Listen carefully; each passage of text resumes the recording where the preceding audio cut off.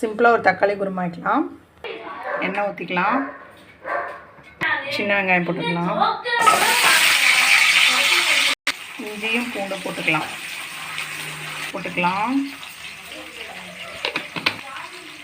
கசகசா போட்டுக்கலாம். தக்காளி வந்து ஒரு 4 பழம் கட் பண்ணி, 2 துண்டு பட்டை, கருவேப்பிலை போட்டுக்கலாம். அதை வணக்கிக்கலாம். பொட்டுக்கடலை 1 ஸ்பூன், தேங்காய் ஆஃப் பண்ணிவிட்டு இதெல்லாம் சேர்த்து அரைக்கலாம். ஆற விட்டு மிக்சியில் போட்டு அரைச்சிக்கலாம். மிளகாத்தூள், மஞ்சத்தூள் ஆட் பண்ணிக்கலாம். குருமா தாளிச்சிக்கலாம். எண்ணெய் ஊற்றிக்கலாம்.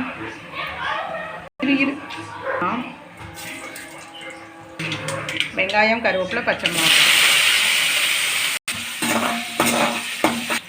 அரைச்சி வச்ச மசாலா ஊற்றிக்கலாம். தண்ணி ஊற்றிக்கலாம். உப்பு போட்டுக்கலாம்.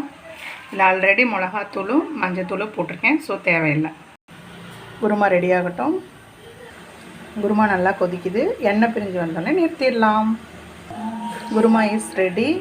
இது வந்து இட்லி, தோசை, சப்பாத்திக்கெலாம் சாப்பிட்லாம். இது வேறு லெவலில் இருக்கும். ட்ரை பண்ணி பாருங்கள். குருமா வந்து ரெடி ஆயிடுச்சு. இப்போ நம்ம இந்த குருமாவுக்கு வந்து நம்ம இட்லி ஊற்றி, இப்போ சூடாக இட்லியோட இந்த குருமாவை நம்ம ட்ரை பண்ணி பார்க்கலாம்.